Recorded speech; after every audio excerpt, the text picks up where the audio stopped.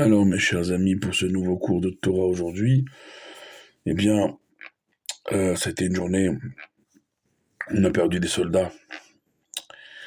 Aujourd'hui, on a perdu des soldats. Euh, c'est toujours difficile, toujours difficile. D'ailleurs, ce soir, j'étais à un cours de Torah qui était donné au sein du CNEF, le Centre national des étudiants francophones, qui recevait le Rav. Un Rav qui était Rav d'un soldat, d'une famille. C'était ce soir le deuxième cours. Il y en aura un troisième avec l'aide de Dieu le mois prochain. Chaque mois, un cours à la mémoire cette année d'un soldat qui est tombé, français, Roni Ganizat. Je vous avais fait cours le soir de son enterrement. C'était la veille de Kippour. Et dès que j'ai vu l'annonce du cours ce soir, bien sûr que je me suis précipité après le travail. Ça a été un cours extraordinaire sur notre histoire finalement. L'histoire qui a amené à Hanouka. Mais avant Hanouka, on a parlé de Shimon Hatzadik. Combien sous ce Kohen Gadol, 40 ans, il a servi, 40 ans, il y a eu des miracles incroyables. Combien après sa disparition, bien il y a eu une fois, il y a eu un miracle, une autre fois, il n'y a pas eu de miracle dans le temple.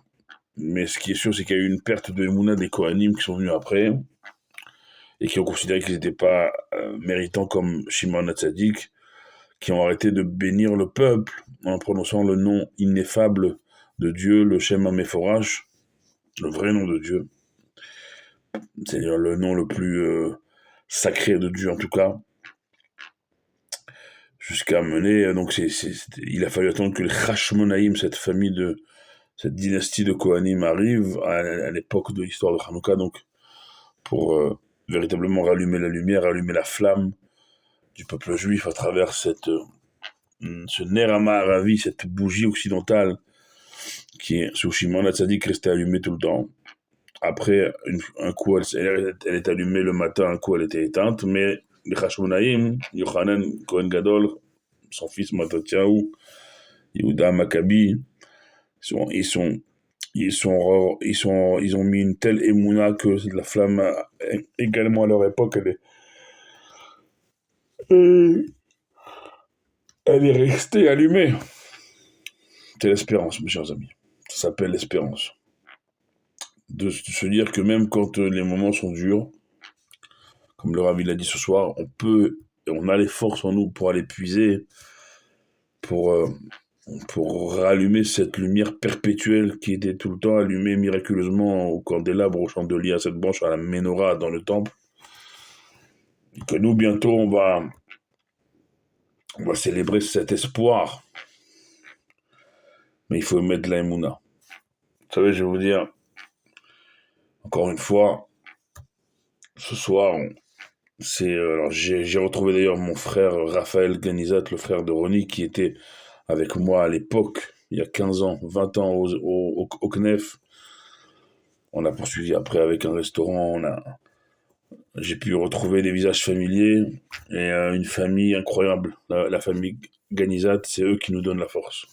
On peut pas le dire autrement, c'est eux qui nous donnent la force, alors que c'est eux qui ont perdu leur enfant, leur frère, leur mari, le père, un père d'enfant. Ils nous donnent une force incroyable, une force de vie. Et à ce titre-là, ils ont édité une série limitée de bouteilles de whisky que Ronnie aimait faire les chaim sur ce whisky. Et donc voilà, j'en ai acquis une, et elle trône fièrement chez moi, pour dire que non seulement euh, non seulement on n'oublie rien, on n'oublie pas. Et, mais la phrase que Ronnie avait, c'est toujours prendre des choses avec simcha, avec joie, et alors on les voit meilleures.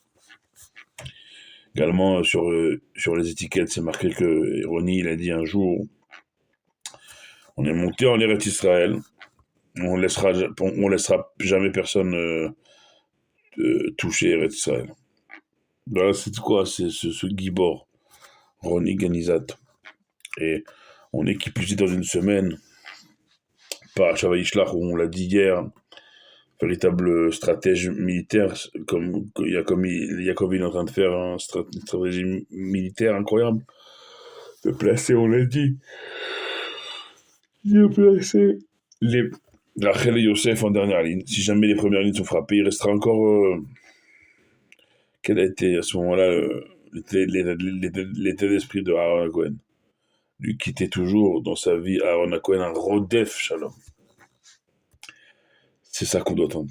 C'est poursuivre la paix, comme le shalom, poursuivre Rodef, poursuivre toujours la lumière, pour l'amener, pour la faire rayonner aux autres autour de nous.